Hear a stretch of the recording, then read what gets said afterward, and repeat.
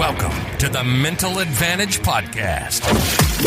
Whether you're an athlete trying to perform at your best when it counts the most, a coach or business leader trying to get more out of your team, or someone looking for more personal growth, this is the place for you. This podcast is your map to guide you to the right mindset, systems, and strategies you need to become the best version of yourself. Now, here are your hosts, John Cullen and Brandon Allen. All right, welcome to the Mental Advantage Podcast. It's baseball day, which is always a fun time for Brandon and I. Absolutely. When we get a chance to talk to a professional baseball player, Isaac Collins, who is listed as an infielder, outfielder for the Nashville Sounds, a AAA affiliate for the Milwaukee Brewers. Probably Isaac would tell you has been playing a little bit more in the outfield than infield lately, but a great lesson, Brandon. You and I were just talking about it before we came on the air is, man, you got to take advantage of whatever opportunity you're getting. Like, can't get so dialed into this is my position. And the point, which was a good one you made earlier, is, yeah, when you get to college and the professional rank, most everybody was an infielder, you know? That's right. Yeah. Everybody played middle infield or, you know, everybody was a shortstop or whatever, because everybody, you know, that's such a critical position as you're coming up. And, you know, you ultimately, you said it wonderfully, actually. You bloom where you're planted, right? And I think that, Isaac's definitely doing that, and he's really blossoming. I mean, for being 27, 26, 27, 28, what an amazing mindset that young man has. And there's no wonder that he is as successful as he's been. And,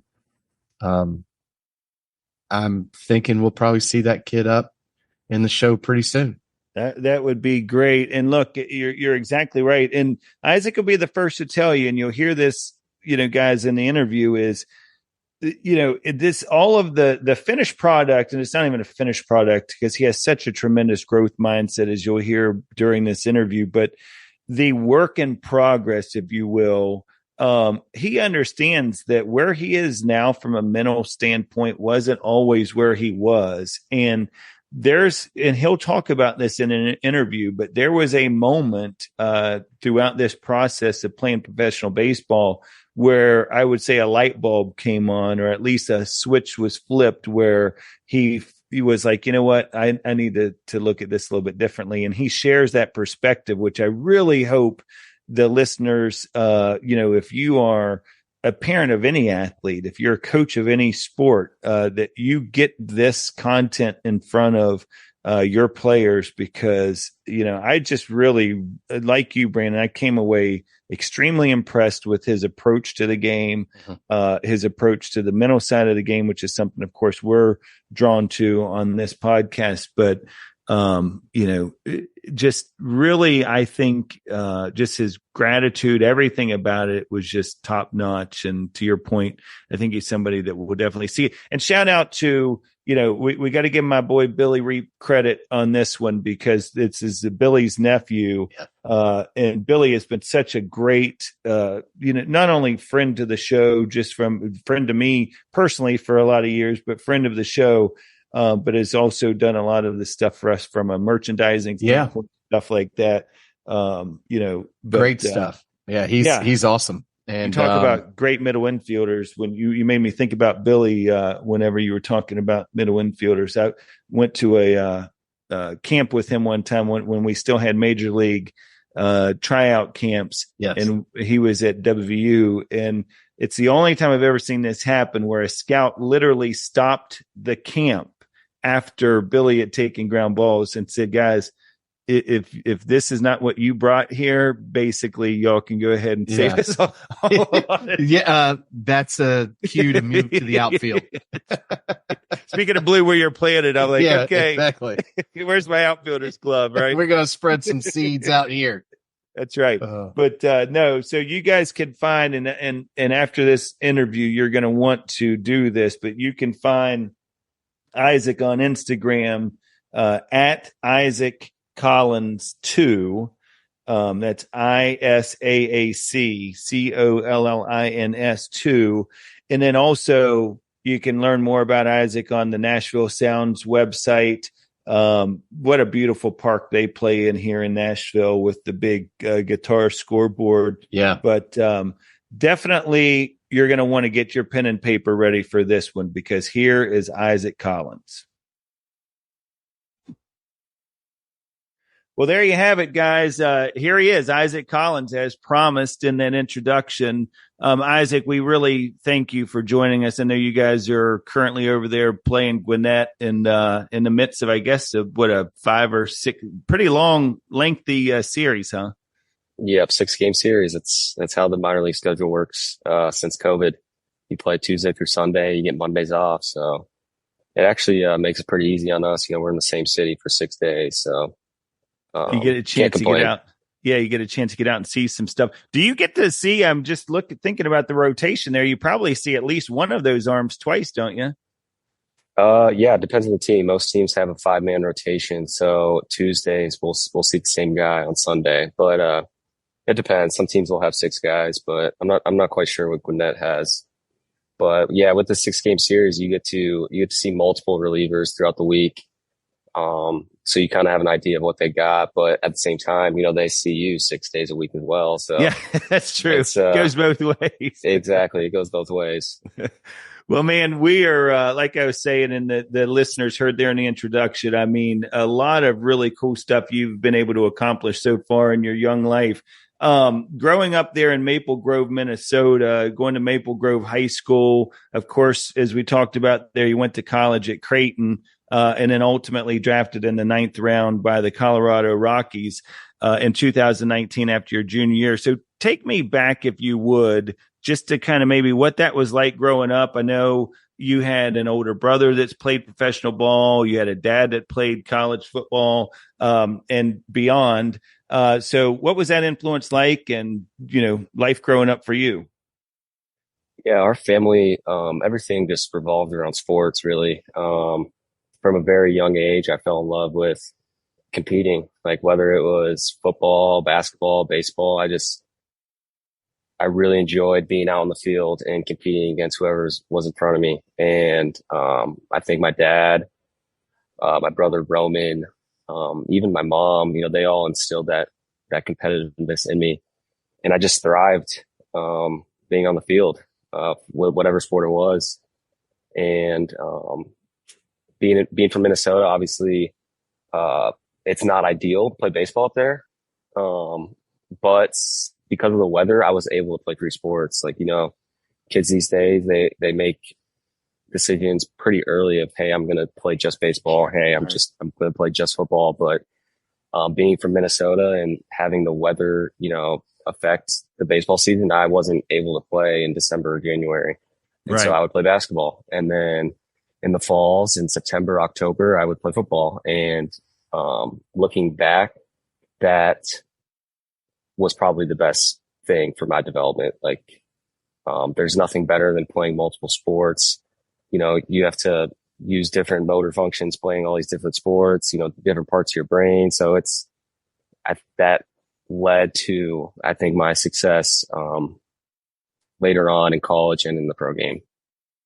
So how does Creighton find you up there? I mean, because it's got to be a fairly condensed schedule dealing with the weather and stuff. So in high school, and is travel ball up there kind of like it is down in the South, where these kids are doing it constantly? Like, are you getting exposure up there, or how does that work for you, Isaac? Yeah, definitely. Once you get to like the older ages, high school, 15, 16, 17 years old, there's plenty of travel ball organizations, and I played for a team called Minnesota Blizzard, and every year we actually would come down here to Atlanta, to East Cobb, and we'd play in this big tournament for a week. And that was pretty much where I got my exposure. I would play or do multiple showcases throughout the summer, just kind of get my name out there as well. But there was this summer going into my senior year, I played in the tournament down here in East Cobb, and the Creighton assistant hitting coach, Rich Wallace, who's now the head coach at UCF, actually, he saw me play one night and just really liked my game. And he called me and was like, hey, we got a scholarship offer for you on the table. I really liked your game, really liked how you go about your business. I would love for you to come down to Creighton and see what we have for you. And him just immediately telling me, hey, we're interested. Like, we really like you. I think that kind of turned me on immediately, and went down to Creighton, saw the facilities, and from there it was kind of a no-brainer. Yeah, it's not a bad park to play in TD Ameritrade every day, right? Yeah, exactly. That was definitely the big separator, because Creighton obviously is a mid-major program. I was hoping to go to one of those Power 5 or Power 4 schools now, and but going there and I saw the facilities, I was like, no, this compares to, University of Minnesota, University of Nebraska. So, like I said, it was a no-brainer. That's awesome. Well, Brandon, and let me brag on Isaac here for a second, because he's being a lot humble when it comes to this multi-sport career he had in high school. So there's only 2 people, Brandon, that have ever been named a finalist for Mr. Minnesota in both baseball and football. We're talking to one of them. Guess the other one is Dave Joe Winfield. Mauer. Joe Mauer. No kidding. Yeah. Okay. Yep. So not too shabby That company is to some be in. pretty good company. Yeah, so Yeah, he had some options coming out of high school. But one of the things, Isaac, I really loved in doing the research for this interview that you said, because we talk about this as former college athletes all the time, is, it's not the games you remember, it's those relationships, right? And when you were talking about Creighton, somebody asked you a question back in 2020 about what your greatest memory was at Creighton. You said it's really, definitely your teammates, because they were all super cool and playing, of course, in TD Ameritrade Park. But your greatest memories were off the field. One of the things I loved about that is you shared, or maybe the writer did in this article, that I guess during the draft, because it was right after you guys had got done with regional play, and you're watching this online with some of your buddies there, some teammates all around watching the draft online. And your advisor had texted you and said, hey, congrats, brother, you made it. And you kept the secret there and really allowed those teammates to enjoy that with you pretty organically, which is a cool story. Yeah, that was an unbelievable time in my life, for sure. Like you said, I got the text from my advisor saying, congrats, the Rockies are going to select you. And that was about 2 or 3 minutes before the actual pick. And that day just worked out perfectly. Our season ended the day before. We flew back to Omaha the following day, and we landed. And I think the draft was in about the 7th or 8th round. And I knew, I was like, all right, I have a chance of getting selected here. Hopefully I can get selected today, because the following day was around 11 through 30 or whatever.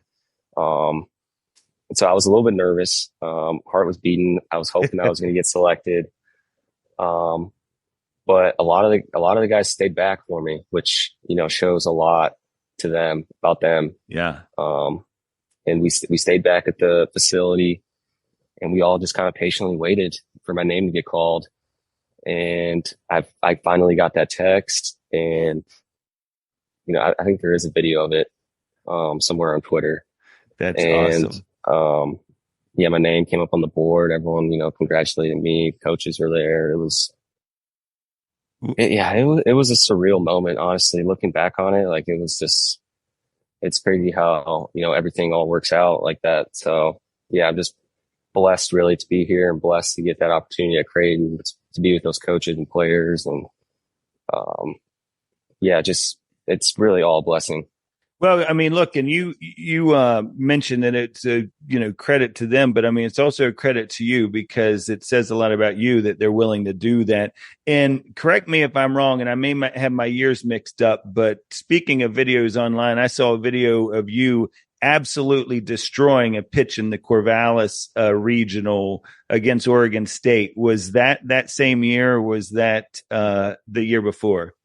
Yeah, that was probably about 2 or 3 days before I got picked. That's I mean, just murdered it. Oh, it was Yeah, starched, man. You starched it for sure. Yeah. Yeah, My agent told me he's like, that kind of solidified you getting picked. So right.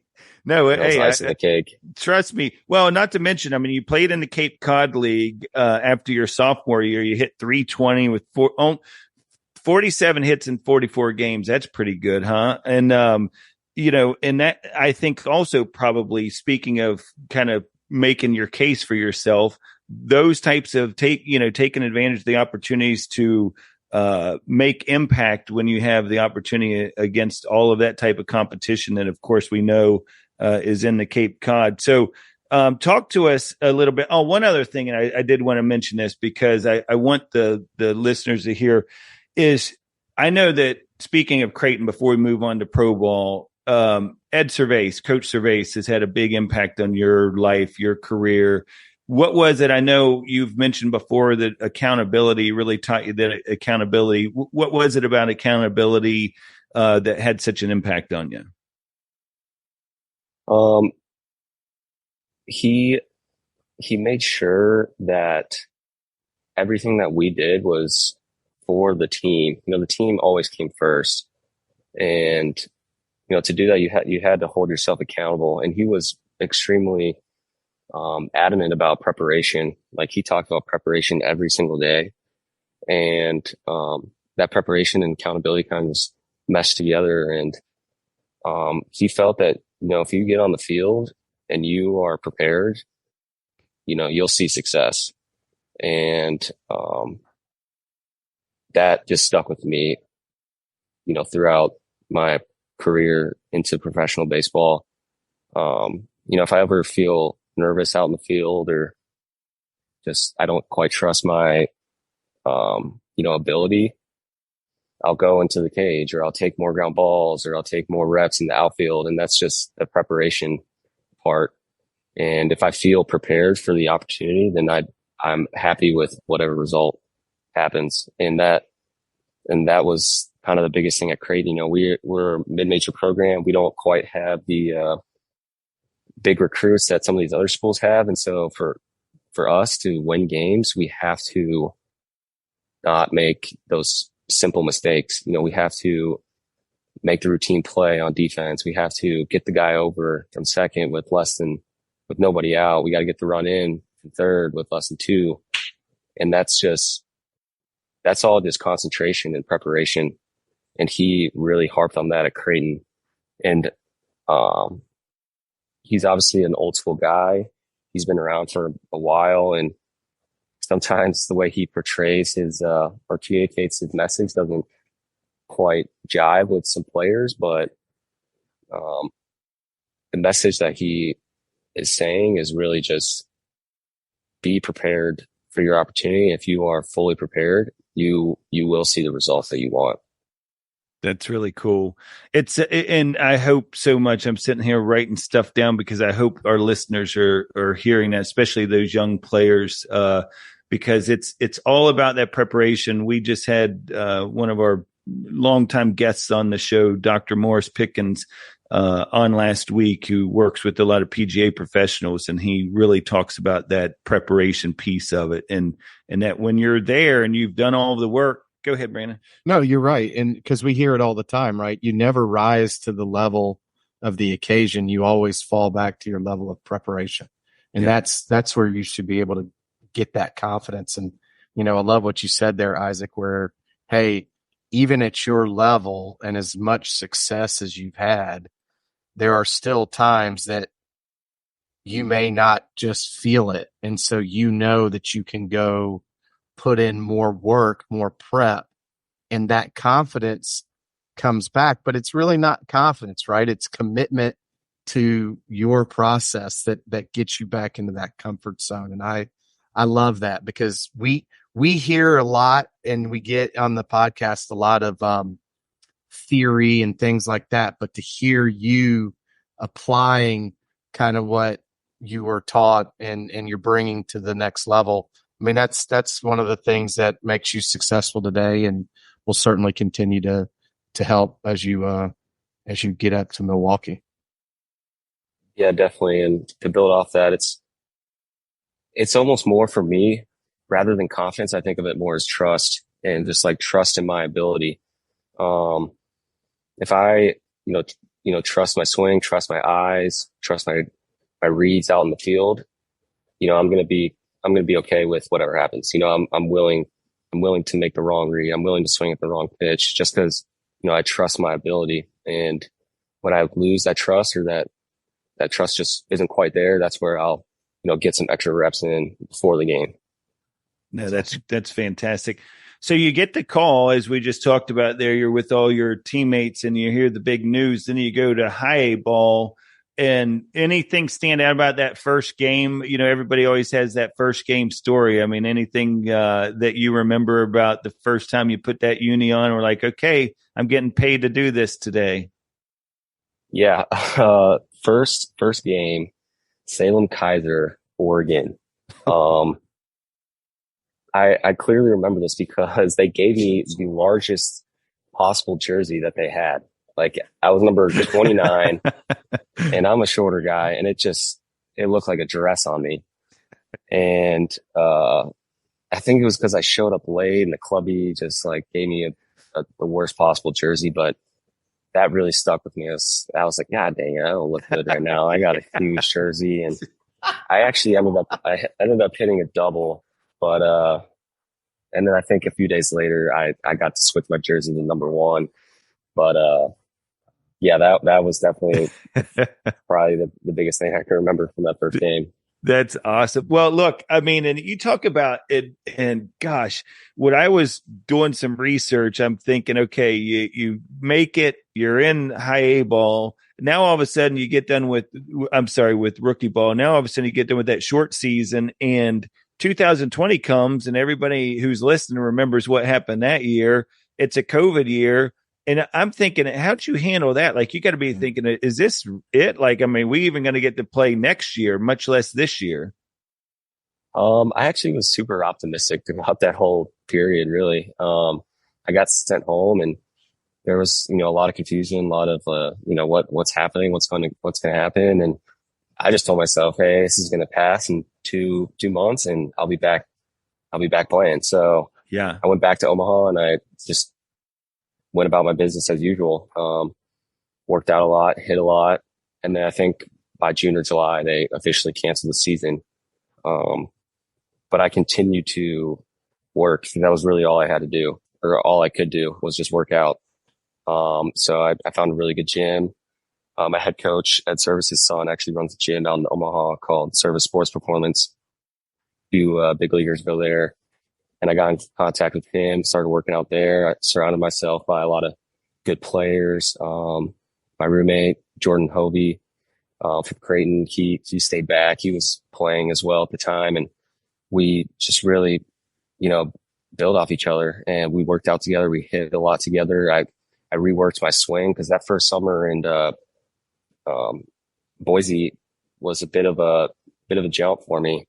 I realized, like, all right, hey, these dudes' fastballs, they got a little bit more life to them than the guys in college. And with the wood bat, you gotta have an efficient swing. You can't have any sort of, inefficiencies with that swing. So I reworked some swing stuff with him, and we just got in the cage a lot. I got in the gym a lot. I put on a few pounds of muscle, and, like I said, back to that preparation key. Yeah. I was going, so 2020, I missed the whole season, didn't play at all. I actually got hurt in July of 2019. So my next baseball game wasn't until March. Wow. It might have been April of 2021. So it was crazy. Yeah. So it was like a 18, 19 month span of where I didn't play a single game of baseball. But that spring training was probably the best 4 or 5 weeks of baseball I've ever played. Like, I just was finding barrels every single day. And looking back, it was simply because I was prepared. Like, I was in the cages for 18 months straight, just working out, getting my body right, controlling what I could control. And when that opportunity showed in 2021 at spring training, I showed out, and I knew, with the round I was drafted in, and having the year off, I knew that I wasn't, one of their guys that they were going to give a lot of opportunities to. I knew I was going to have to compete for that. Yeah. And I think that combined with, the preparation, I did well. I saw success, and I carried that into the season. And 2021 was probably by far the best year of baseball I've had. And was Roman still playing at that time too, Isaac, in 2020? Like, was he able to give you some workout with you some there? Or I'm sure he's been a big influence and just advice given, right, coming up through. Yeah, definitely. He actually was not playing 2020. I think his last year was 2018. Okay. Roman is the quiet guy, as am I. He's reserved, but he's more of a guy that, I followed in his footsteps. I saw what he did, and I did the same thing. And with Roman, he always told me, like, hey, just take it day by day, control what you can control and just have fun with it. And Roman, I saw how he went about his business on the field. And for him, if you ever were to watch him play, you would never know, like, what his stats were, how he was doing that day. He always was the same player every at bat, every game. And that stuck with me a lot. And he had a lot of poise in how he played. And that was one big thing that I, kept with me when I watched him play was, hey, I'm going to have a lot of poise. I'm not going to let the opponent know when, I had a bad at bat, or I'm not going to show poor body language when the ump makes a bad call. I'm just going to, accept it for what it is and just move forward. And Roman really epitomized that. It's so cool and good stuff there. And look, I mean, you referenced it. You hit the ground running with spring training that following year. You end up having a tremendous year with Spokane Indians in high A ball. And then in 2022, you spend the summer with the Rockies Double-A affiliate, the Hartford Yard Goats. And you mentioned in an interview that you felt like that was probably one of the nicest facilities that you were getting to play in. What was it about that atmosphere? Just the facility itself, or was it you said, I think the Friday, Saturday, Sundays, any of the promo nights were just electric? Yeah, it was a top-notch facility. I think it was built in like 2016. It wasn't the biggest stadium, but it was kind of perfect for the city because it pretty much sold out every Friday, Saturday, Sunday. And, the fans always showed out. It was legit. The clubhouse was about as good as it gets in the minor leagues. I think the stadium's won multiple awards for best minor league stadium. So it was about the closest thing to the big leagues as you could get. And it was sweet. I mean, and the funny thing is in 2018, when I was in the Cape Cod, we had one game played at Dunkin' Donuts Park in Hartford. Oh, wow. And that makes sense. Yeah, it was just kind of, we played a game there, and I remember thinking, wow, this place is sweet. Like, I need to make it to pro ball. Like, I need to play here. And then fast forward 4 years later, you're playing that's there. My home stadium. Yeah, that's where I'm playing every night. That's a really cool thing. You also mentioned, I know that you mentioned in the article you didn't have as strong a season as you would have liked in Hartford, and I thought this was really great for the listeners to hear. You said that jump from A ball to Double-A is real. There's a big difference. Talk to us a little bit about that. Yeah, definitely. Besides obviously Triple-A to the major leagues, A ball to Double-A is the biggest jump in the minors. The biggest thing was, well, obviously every pitcher is better. The defense is better. So like in low A, you might squib one through the infield, but in Double-A, a guy's going to make that play. But it's just consistently every single night you saw a good arm. And in A ball, you would see good arms, but occasionally there'd be a guy that you'd feel comfortable with. You wouldn't have to worry too much about him having electric stuff. But in Double-A, it's, every single night, you see a good arm. And that league in particular, the Eastern League, was loaded with talent in 2022. We played the Yankees, 5 or 6 times. And a lot of those guys in that staff are in the big leagues right now. Wow. And same with the Mets, same with the Red Sox. And so, I mean, Double A, those arms, when it comes to the talent, those guys could play in the major leagues. It's just fine tuning, certain things.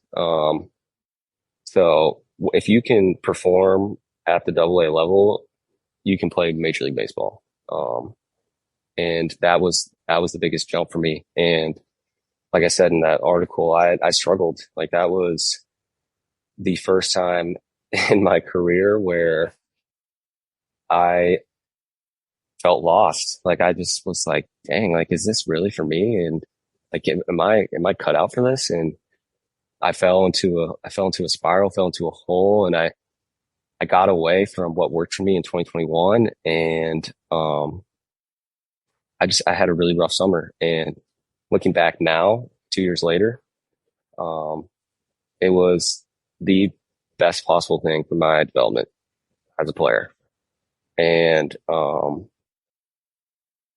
mean, we can go more in depth with it, but there was just, it was tough. Well, let's talk about that because, and I'm glad you brought this up, because one of the things that I love to talk about, and Brandon knows this, is I like to ask people who reach the level you're at right now. And I know you're still climbing, but reach the level is, everybody has those turnback moments, right? You've got those moments where you're like, am I going to keep doing this? I mean, what am I doing here? Whatever. And I love to get inside the head of that individual in the moment and just, what was it that was that thing for you? Was it a conversation you had with somebody? Was it spirituality? Like, what was it that you decided, you know what, I'm going to embrace the suck here, as they say, and just really push through this because I know I still have it in me?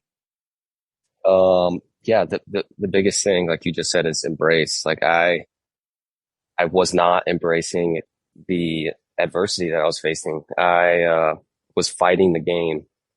And with baseball, you have to look at it as every single game, every single at bat, and even deeper, every single pitch is its own independent situation. And I didn't make that realization until later on in the summer. And I would let previous at bats, previous games, affect my present mood. And I had quite a bit of performance anxiety. And it was more of, I would go into games knowing, hey, like, if I don't get a hit tonight, I'm not going to feel good. I'm going to have that knot in my stomach. I'm going to go to bed, feeling terrible. And those emotions would come up in me before the game even started. Yeah. Right. And so I would go into the game thinking, gosh, I got to get a hit tonight or else I'm going to feel like crap.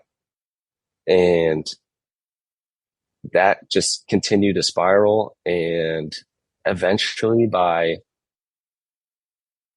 I'd say August, I just embraced it. I was just like, you know what? Like, I can't do anything about the previous 300 at bats that I've had. All I can really do is just focus on the present. And, I think what helped me a lot was practicing just gratitude and just like being grateful for the opportunity that was in front of me and being healthy, because I could have easily, been benched and not played, but there was quite a few injuries on that team and I was able to stay healthy and I was able to, take care of my body and, control what I could control. And that was, my pregame preparation, and I stayed healthy throughout the entire summer. And by about late August, I had one really good game. I had 4 hits. And that's the crazy thing with baseball. Like, all it takes is one swing, one game. Yep. And I had one really good game where I went 4 for 5 with a triple, a double. And I was like, all right, like, I can play. Like, I know I can play. Like, it's like, you don't need to fight it. Just embrace the game, let the game come to you, and just have fun with it. And I finished the season on a really, really good note. I think for the month of September, I hit like 300 with 1,000 OPS. And my numbers still were very below average, but I ended the year on a really good note, and I carried that into the off season. It's like, okay, all this really is just how committed to the process and how present can I be for every single pitch throughout the entire season. And if I can do that, then the results should show.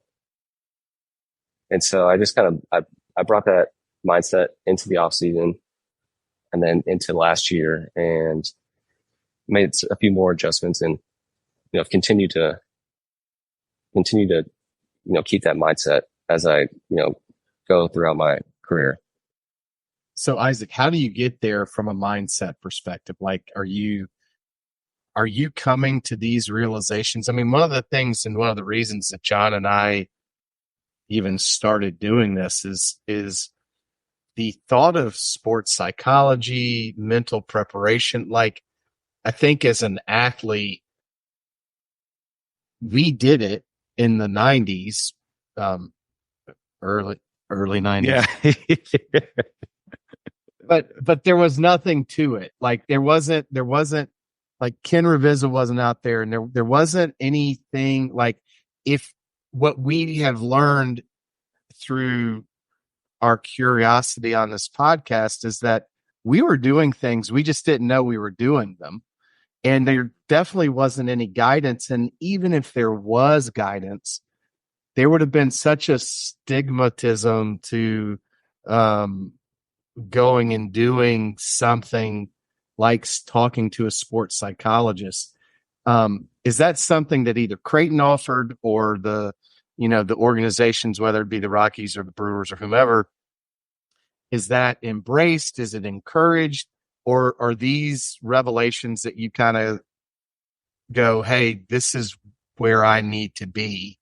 Like, how did you get there? I got there through the Rockies. They had a sports psychologist guy, Doug Chadwick.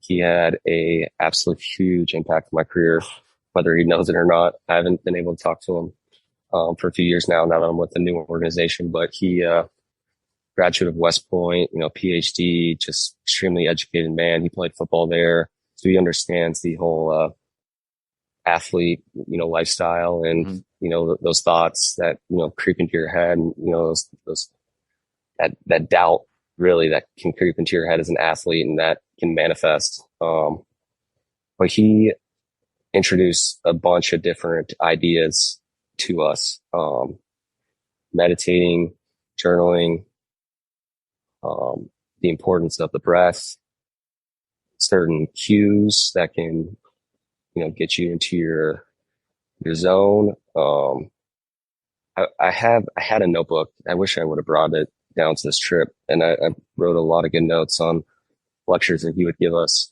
But a lot of the things that I took from him, really, the biggest thing was just self-awareness. That I didn't really quite grasp that concept in college. One, because I wasn't really introduced to it until the pro game, but he introduced the whole concept of self-awareness and emotional regulation and knowing how you're feeling, knowing what to do with those emotions, and how to use them for your success and not let them hinder you. And for me, it was just, there's a lot of small things. Like I journal after every game. I do my breath for each at bat. I verbally say things as I'm walking to the plate, to just get into that mindset. And another huge thing that I took away from him was he showed us this graph. It was a bell curve for all you math guys out there, talking about, your, what's the word? Like how hype you should be, whether you should be, too relaxed or have too much energy. And you have to be right in the middle to find that peak performance. And that kind of stuck with me. It's like, okay, like I don't necessarily need to be super hyped for all these games, and I don't need to be just sleepwalking out to the field either. Like if I can get to that flow state is what you called it, then whatever happens to me, I can accept. And I can, like I was talking about earlier, the trust. I trust in my ability when I'm in that flow state where it's just, I don't care who's on the mound. I don't care who's playing defense. I'm happy with where I'm at, and whatever happens, happens. Well, and that's the thing. Go ahead. Sorry. I would say that's the thing with baseball. You have to be out in the field and being willing to fail and, being vulnerable. And he talked about that a lot as well. And, like I said, I wish I would have had that notebook because there were so many good things that he taught us and I could bring up, but. So Doug Chadwick, Isaac, is a really good friend of a guy that we've had on the show, Andy Reese, who worked with the Cincinnati Reds for a while. And if I'm not mistaken, I'd have to go back and listen to one of our shows with Andy, but I think he's with the Chicago Bears now, but I think he was with the Rockies for a little while with Doug. But I love so many of the things that you just unpacked there. One is that many competitions thing. It's something that when I'm talking to teams, I always say, baseball especially is a game of about 300 mini competitions. It's really when you can buy into this idea that it is pitch to pitch. And you did that was one of the things I was so impressed with, and why I wanted to make sure we got you on the show was because you really, I think a lot of people are taught some of the things that Doug went over with you guys. And there's taught it at different schools and different organizations throughout the country, but not everybody embraces it the way you did. Right. And it's the ones that do embrace it and the ones that understand as we talk about all the time, you're not always going to be in that flow state. What are you going to do when you're not in the flow state? When you have your B game today, or your C game or whatever, you still got to bring 100% of that and be able to compete. Brett McCabe, who's been a guest on our show a couple of times, he's at the US Open this week because he works with John Rahm and some of those guys. He just put out a social media post yesterday I thought was really good. He was talking about the 3 key buckets to mental performance, and you hit on those just a minute ago. Self-image is number one. It's that self-awareness, right? It's that how do you talk to yourself? What's your impression of yourself? All of those things for those listeners out there are really, really key. How are you going to handle feedback, especially somebody like yourself in the minor leagues? You got a lot of people who are trying to offer feedback because they want to be the guy that helped Isaac when he needed it and, flip the switch or whatever, because it gives them that credibility throughout the organization.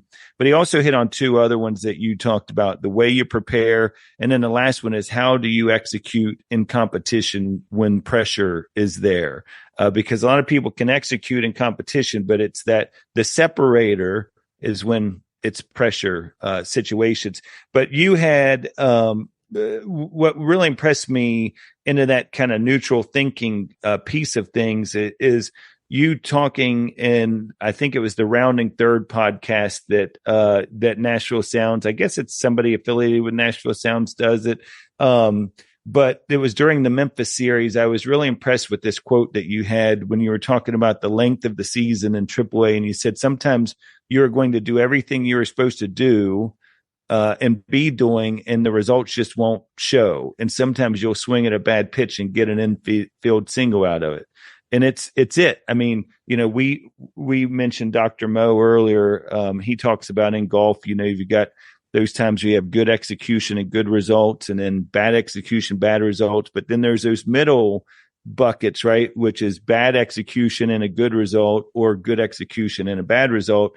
And the key to playing at a high level is when you look at the middle 2 buckets the same way you do the good bucket, right? Because now all of a sudden because you're never going to be to the point. I don't think anybody's mentally strong enough to be okay with bad execution, bad result. I just don't. Yeah. That's just not normal or natural. So Brandon talked a little bit about when you're introduced to it. So I did want to, because I feel like we jumped over one key thing I wanted, but I thought that was so great. What you were talking about there is you went through another thing that was off the field is when you get in the, what is it? The rule of five, minor league rule five draft. Yeah. Yep. What was that like? What was that from a mental standpoint? The Rockies, you had to be pretty impressed with the fact that the Brewers are like, hey, let's go get this guy. Yeah, it was a lot of mixed emotions. At first it's like, oh, all right, sweet. Here we go. A team wants me. They're going to give me opportunities and I'm going to, get everything I want and deserve. And then there's another side of me. It was like, dang, the Rockies kind of just let me go. Yeah. They must have not liked what they saw last year in 2022. And maybe the Brewers just need some depth and, need a guy to just be on the bench. And so there was just a lot of conflicting emotions, but, that self-awareness key, like I was aware of those thoughts and emotions of, the negative emotions, really, the negative thoughts. I was aware of those, but, I accepted them for what they were and I just, let them pass. And I just focused on what I could focus on. And that was my off-season workouts and, going about my business. And again, it was one of the best things that happened to me in my career. Got a fresh start with the Brewers. I just went about my business as I always do. And, they liked what they saw. But going into 2022 or 2023, last year, I wasn't really on their list of priorities. I went back to AA and I was told, hey, you're only going to play 3 games a week, 3 out of 6. And I was very disappointed to hear that, but I was like, you know what? It is what it is. There's nothing I can do. There's going to be injuries. I know I can compete at this level, and so I just went about my business and eventually by July, I started to play every day. I got hot and, I saw the results that I was hoping for. And, it's just, you control what you control. If you get those negative emotions and those negative thoughts in your head, you just have to embrace, like you said earlier, you just have to embrace them and just accept them for what they are and then get back to what the main thing is. And the main thing is being the best possible player that you can be.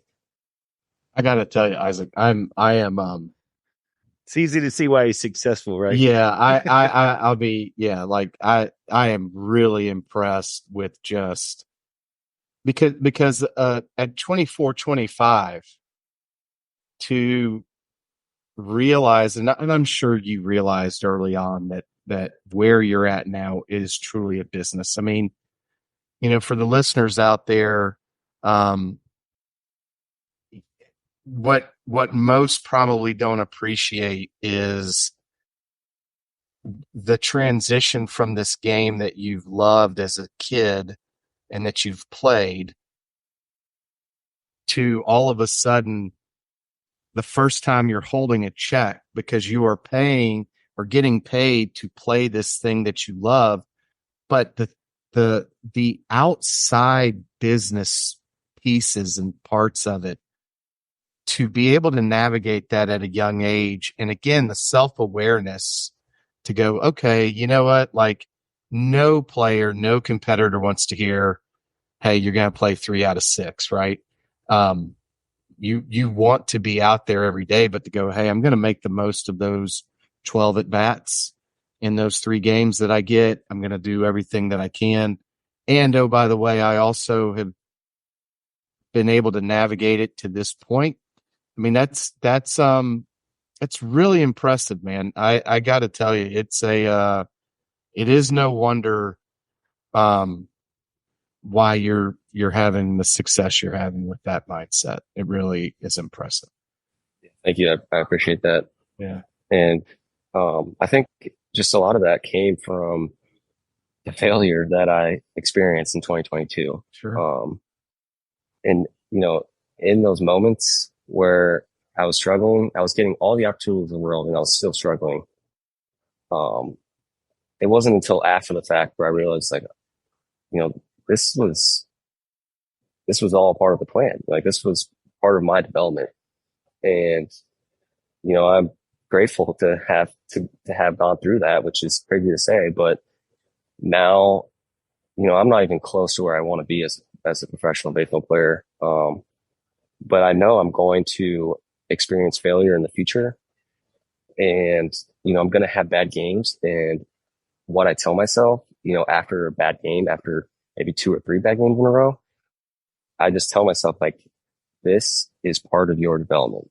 You know, this is, you know, there's a lesson in this. There's, you know, you have to be vulnerable as an athlete, whatever sport you're playing. You have to be vulnerable. You have to be willing to fail. And that summer, I was not vulnerable. I was not willing to fail. I was fighting the game. I was trying not to make mistakes. I was trying not to fail. And by doing that, I was consistently failing. And Sure. I learned, like, hey, you have to be vulnerable. You have to be willing to fail. You have to accept the situation for whatever it is. And you have to, you know, learn from it and move on. And, you know, you're going to have that this nasty knot in your stomach going to bed that night. Just like, gosh, why did I swing at that pitch? Why did I make that error? You know, what was I thinking? But just like reminding yourself, like, hey, this is a part of your development. This is part of the plan. This is going to make you a better player in the future. That next day, you don't, or for me at least, I don't necessarily fight it anymore. I just accept it for what it is, whatever yesterday was, and I just, you know, focus on today. And, you know, I appreciate those comments, but for anyone listening, like, to have that kind of mindset, you have to fail. You have to go through, you know, a rough period. So, you know, any baseball player out there who's having a bad summer, bad season, it's extremely hard to tell yourself this, but it really is only going to make you better. It gives you the self-realization and actualization that you're talking about now, that if we were doing this 2 years ago, when you're in the middle of it, it's just absolutely miserable. Hell. And you don't think it will ever end. And it is with gratitude and with curiosity that when you do finally get out of it, that you can look back and go, okay, to your point, Isaac, that was not something that I'm going to waste. I am going to now understand how to manage that. And look, I mean, we all know the higher you keep working your way up, the brighter that light is, and the more you better have that in your back pocket. And so, you know, for you to be able to gain that experience, I mean, that's what this is all about, so that you can get to the next level and succeed at a very high level because of those failures, and ultimately being able to reflect on them. I just think it's great. So, but a lot of folks don't do that, right? I mean, that's the other thing. I mean, you're being very humble about it, because a lot of folks, they don't do it. They don't look at that. They just look at that as being a rough patch, and they don't look at it as, yeah, but that will make me stronger for the next one that's coming. So you mentioned Ken Ravizza earlier, Brandon. It makes me think about the great line he has about how mentally weak are you that you have to have everything going great to be able to compete at your highest level, right? Like it's you've got to be able to do that. And that idea, Isaac, that you're, you know, explaining there is that, you know, this pitch has no, you know, the last pitch has no bearing on this pitch, and this pitch has no bearing on the next pitch. Like everything that you're talking about, as Brandon pointed out, is very next level. And there's a reason that you're in this next level, is because of that. And I was thinking about also when you were talking there about, we mentioned Dr. Mo earlier, but he talked about the difference between a cruise ship and a sailboat the last time he was on. And a cruise ship is not going to be easily swayed by rough seas and different things that are happening to it, the wind, all this different stuff, the external environment. But a sailboat is. And I think that's probably, as you've come through, and you're probably a pretty good lens to this, as you've come through the minor leagues, I'm sure whether that was in rookie ball, double A, high A, triple A or whatever, you've seen plenty of sailboats in your journey and been like, that dude if he keeps up that, he's not going to be around here long, because he's wearing every single pitch, every single outing, every single at bat. Yep. 100%. It's just, I have my boxes that I check off each day prior to the game. And if I can check them off, then I can go into that game knowing, all right, I'm happy with whatever result happens.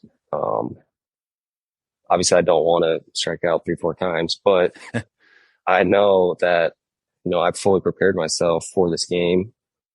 I'm in the right mindset and I can accept whatever happens. And I mean, my game last night was a perfect example. I mean, I, did everything I was supposed to do before the game. I felt good going to the game, felt great.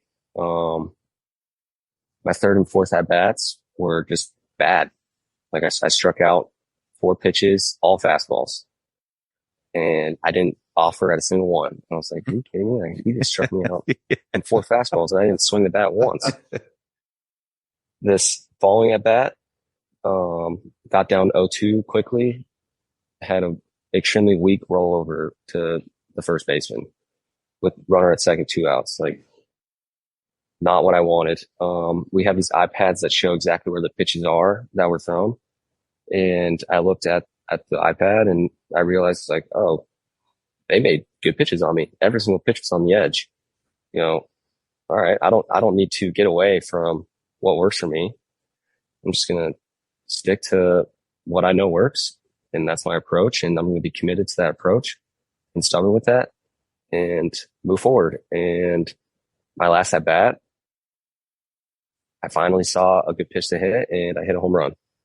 And it's just my if that was me in 2022 or maybe even college, fifth at bat, it's a long game. I think it was like 9 to 7 or something like that.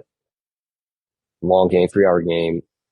I wouldn't have had the mental toughness or the mental strength to be just as locked in for that at bat as I was for my first at bat. And, I made some really good takes early in the count, and then I finally got my pitch to hit and I executed. And it's just doing that. Now, the difference between a minor leaguer and a major leaguer is they do that. They're fully locked in, fully present, fully committed to their approach every single pitch, every single game, every single week for 162 games, which is just amazing to really think about.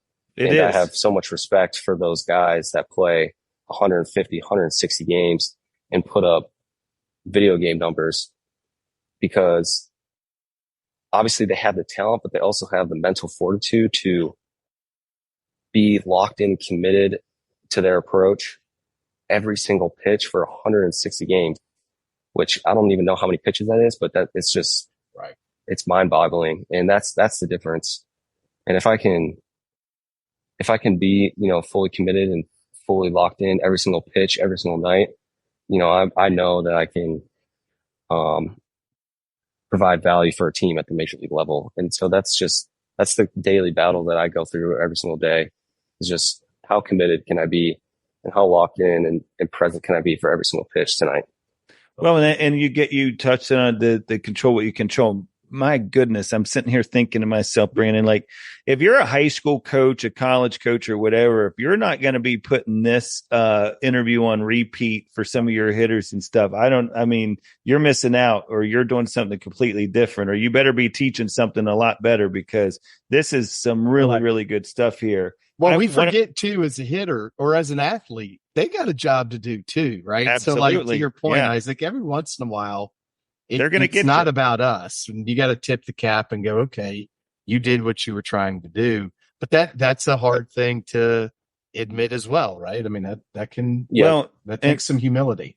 I think, Isaac, and I've heard you talk about this, and I think it's so critical. I used to teach hitters this a lot, was staying stubborn to your plan. And you mentioned that earlier, is that it's funny, when I met you there at the Nashville Sounds game and you were talking about your hitting approach, I in my own way, I was like, okay, well, maybe a lot of the stuff I was coaching did make sense to somebody anyhow, because that idea of identifying where you're wanting the ball and then staying stubborn to that is the right approach. And that's something that I know you've been locked into for a while. I wanted to, just in the last few minutes here, I wondered if you mentioned breathing earlier, but just for some of the listeners who are going to be sharing this with either their kids or, some coach that's going to be sharing it with their team or something, what other routines, approaches do you have, like from a fielding standpoint, to get you beyond that error that was made, or that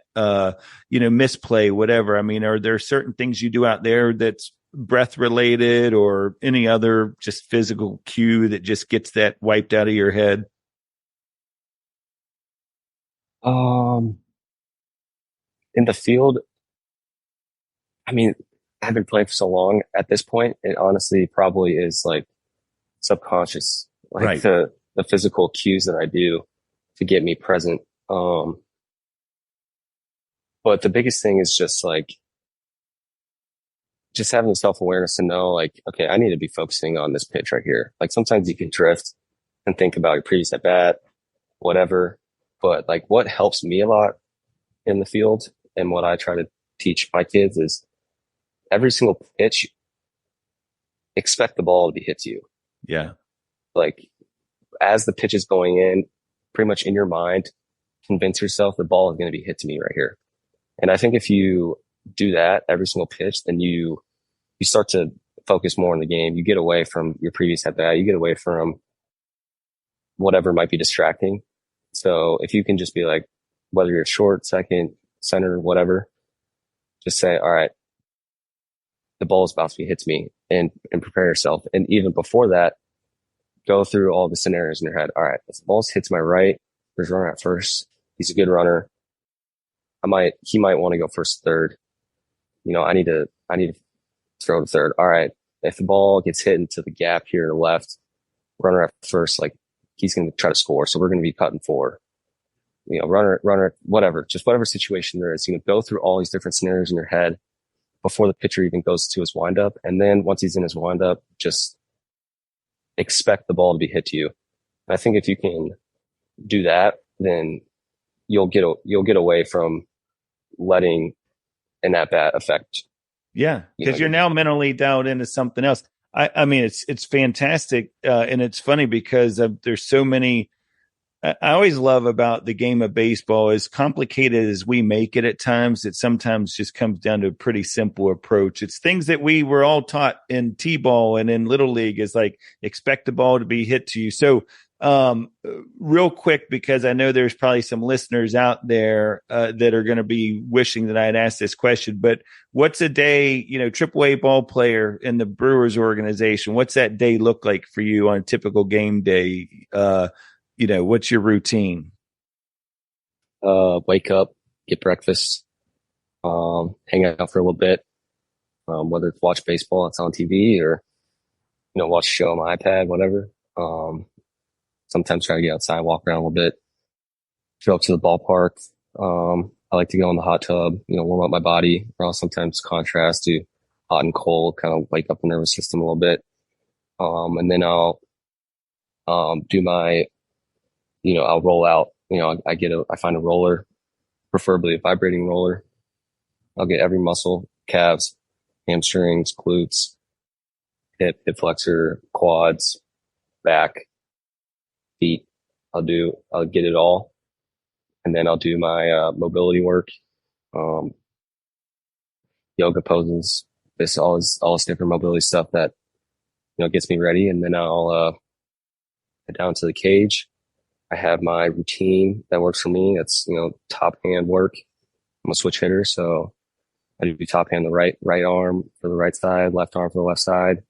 And then I do a open drill where I just kind of get into that back leg and I stay inside, stay short to the ball. I use a short bat with that as well, just to be as efficient as possible by swinging, staying inside the ball, and then get some more swings, front toss regular, go out for BP. I'll get my reads on the left field. I've been playing a lot of left field lately, so when there's hitters hitting the turtle, I'll be on the left in my reads, and then I'll take my round of BP, and then I'll go into the clubhouse, and that's kind of a time for me to relax and get my mind a little bit off baseball, whether that's playing cards with my teammates. We have TVs in the clubhouse, so watch games that are on, do whatever, watch something on my iPad, my phone. And then about 45 minutes prior to the game, start to get moving around again. I'll do some more mobility stuff, more yoga poses, whatever. And then if we're at home, I'll go down into the cage and do one round of fastball machine just to see the ball come in, coming in hot, focusing on just my effort level and not necessarily worrying about where I'm hitting the ball, just being efficient and smooth as possible. And then I'll go on the field. I'll do my band stretches, my little agility warm up, and then it's game time. So like I said earlier, I have boxes that I check, and if I can check them off each day prior to the game, 99% of the time, I'm happy with whatever result is that happens that night. I'm going into the game accepting whatever's going to happen. I'm not fighting the game. And that's the biggest thing, at this level. And you see at the college level or even high school is kids fight the game. They don't let the game come to them. They're up there trying to get a hit when your focus should be, all right, I'm going to have a quality at bat, whether that's seeing multiple pitches, moving a runner, getting on base, hitting a ball hard. Results as a hitter are ultimately the outcome of your dedication to the process. And that process, that's a personal journey that you have to figure out yourself. It's a very vague concept. But once you do figure out what process works for you, then you can just dive deep into that. And if you can dive as deep as possible, at the end of the year, you're going to look at your numbers and be like, holy crap, I just had the best year of my career. And that's where I'm at right now. I just focus everything that I can on the process. And, everything that we've talked about today is much, much, much easier said than done. It's very easy to talk about it. It's very easy to just talk about all these concepts and, be happy about everything. But when you're really in the struggle and you're really out there, 0 for 10, 0 for 15, it's tough. It's miserable. Like Brandon said earlier, it's miserable. But you just have to just trust. You have to trust that whatever you're going through is going to end. You're not going to go over. I mean, I guess you could go for over 100, over 150 if you not really long. Yeah. Not at your level. But exactly. You'll get released. If it ever makes you feel better, if you're ever struggling, right? I want you to think of this. That mobility routine that you just talked about is the exact same thing that I do to go cut the grass. So you're going to play professional baseball. I've got a 10-minute workout outside that I have to do the exact same thing for. So that's hilarious. We aren't the same. Let's just put it that way. Well, man, we can't thank you enough, Isaac. And at the end of every introduction that we do for this podcast, I always tell the listeners to get their pen and paper ready. And I will never mean it as more absolutely than I will today when I do that introduction, because you have really given us a lot of really great stuff. I know Brandon he keeps his own journal of things as I do. And both of us were kind of jotting some things down. So we really appreciate it. Appreciate your time. I know it's valuable to you. Got a pretty good packed routine there, and just wish you continued success, man. We're pulling for you. I think you've got the right mindset for it. And, whoever taught you all of that stuff, they knew what they were talking about, because you are the model of what, when I'm working with players or Brandon's coaching players or whatever, that we're trying to get them to. So keep it up, and, best of luck with the rest of the season. Yeah, I appreciate that. Really, really, thank you guys for having me on. I enjoyed this conversation. Awesome. We'll see you at the park soon. Yeah, take the stripers down tonight, my guy. Yeah, definitely. If you ever want to come to a game this week, just let me know. Tell John, text me or whatever. Yeah. Okay, I'll definitely do that for you. I really appreciate that. Thank you.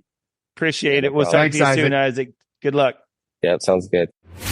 Want to provide feedback or stay up to date with the show? Visit our Instagram page at Mental Advantage Podcast, or you can send us an email at podcast@mentaladvantage.net. To have John Cullen work with you or your team, please write to him at john.cullen@mentaladvantage.net. Thanks for listening to today's episode.